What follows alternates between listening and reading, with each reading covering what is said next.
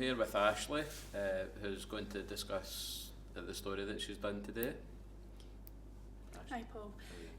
I'm writing a story about the proposal that the First Minister made, John Swinney, about completely getting rid of free school meals for school children, especially primary 6s and 7s as well.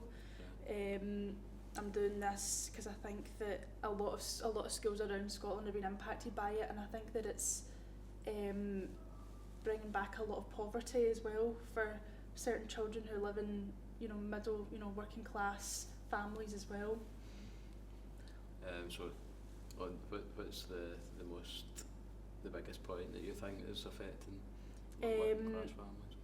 Well, I think the biggest point was that a lot of councils were gearing up for it when this proposal was made a few years ago, and I think it's the biggest thing as well is that we need good food to have the energy, and we need energy to learn, and if children don't have that, then they're not really living a healthy lifestyle, and they should be treated with care and be in a safe environment when it comes to schools. And it seems that they can't even have they don't even have enough money to even have breakfast in the morning, let alone get a free school meal.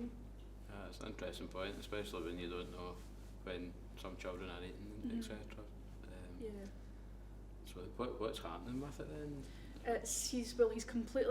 He said that they're doing everything that they can to make sure that children of all ages in every school in Scotland is getting what they deserve, because nobody wants to be outnumbered or outprivileged.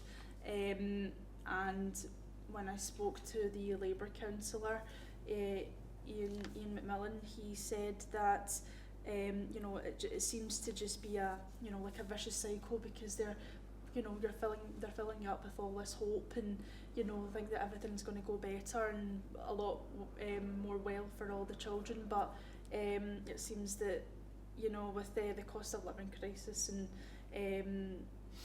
mental health and all that, there seems to be just all these problems just piling up, and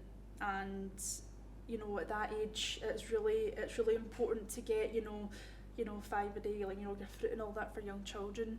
But hearing that a lot of schools in this nation, they're not getting what they deserve, it's not a really good sort of thing to think about. And I'm writing a story about it because I think that it's unfair that a lot of young children are maybe being left at the bottom of the heap, the pile, and because the young children don't really know what to say. They don't really have a voice, or they can't speak for themselves.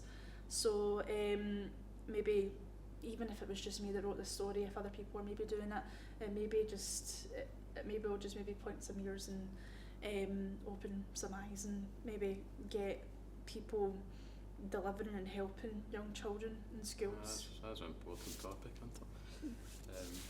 But I don't think of anything else. You don't? Do you want to add anything else? I don't think I want to add anything else. Maybe just the interview that I had. Ian McMillan said that they were gearing up and getting ready for progress to be made, and there was a lot of progress made, but then again there was another stumbling block, and we're back to square one where we all started, and a lot of parents are having to take days off work just to feed their children and all that, and they're not getting paid as much as maybe more privileged people are as well. So I think that there are a lot of single parents, especially. I asked the councillor a lot of questions about single parents as well struggling. He said that it's it's a shame because it could help with a lot of bills and clothing as well, and they're putting money towards one thing that they shouldn't really have to pay for, that should be offered to everyone else. So they're having to give all of that up in their time and their work and their money, in order just because society hasn't really been built and been made to take care of their families the way it should. So I think that's something that I've highlighted in my story too. It seems that there's a lot of fires to fight with that, so Yeah. hopefully they will do that and get to an even keel soon. But Yeah. I think that's everything for today, so goodbye. Goodbye.